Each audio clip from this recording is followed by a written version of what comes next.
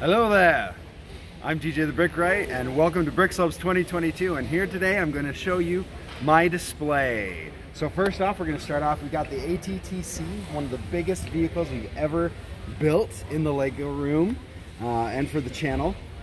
And the whole idea is that I really wanted a good battle between the Resistance and the First and Final Order. So over here we have our Dropships, which are brand new. You guys actually haven't seen them yet. I haven't shown them in any videos or put out the instructions yet, but I actually have the digital builds done. So I'm hoping next week we'll be talking about these Dropships and their techniques in building. But we may actually just be doing more Brickslopes next week. But I have a whole bunch of Easter eggs. If you've seen the other video, you've seen a bunch of those. We have our Venator A-Wing over there, which is pretty fun. And then I had this awesome guy named Jackson. He built this little miniature version of my build, which is probably the coolest thing I've ever seen. He and Dylan, who are here at the show, they love going around and building miniature versions of different people's builds, and they do a fantastic job. So shout out to those guys. And then over here, we of course have our Cyclops walkers. We've got a Boba Fett and Iron Man that are hidden inside the ranks of the Final Order, which is pretty fun. And then we had the platform for the ATTC and the little base over here. And this is the stuff I've been working on all week. So is the bottom, the sand area, and then of course the base for the ATTC. And that's the stuff that took me the longest, but also was the least expensive. I ended up having almost all of the parts except for the sand. So if you want to show the sand real quick down here. So the sand is actually made out of parts that we found at the Lego store. So they had these little ingot pieces and these jumper plates on, oh, we got an announcement. Anyway, so we have these jumper plates that work as well. And the reason I wanted to do both of these versions is because I can still put guys on top of these jumper plates, so the whole base isn't completely smooth. But all of these parts for the bottom were actually at the Lego store on the pick-a-brick wall, which is pretty cool. It only took about 6 cups to fill the entire base. So it worked out really well. The landing platforms are pretty fun to do, and they're actually above the ground. They're actually raised up on top of it.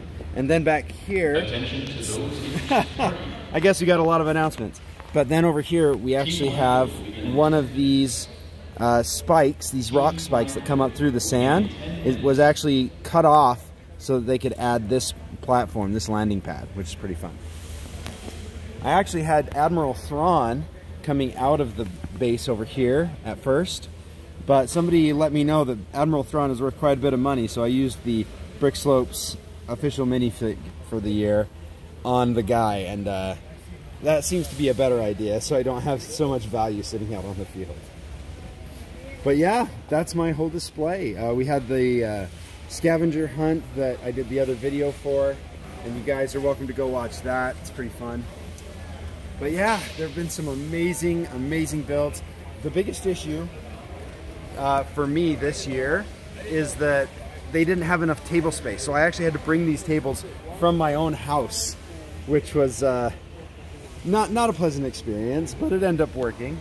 And we got Best Star Wars Vehicle. That's 3 years in a row I've been able to win one of the Best of Star Wars awards, so I'm pretty excited about that. Got to keep it going, got to do it all year, right? But the other issue that I had is that people would come and look at mine and then immediately get distracted. Come around here, Ben. By this monster of a build right here. So this guy, he spent a little bit more money on his background because just the wall, just the pieces for the wall, ended up costing him over $3,000 just for the wall. Then of course you have the $1,000 Star Destroyers over here, and then the really expensive UCS B-Wings, but he did a great job. And I got to help him actually set it up, which was pretty neat to see how it worked and how it all went together. He actually has an aluminum bar that goes from that exploding Star Destroyer through the wall to some really heavy supports back there, so it's pretty cool.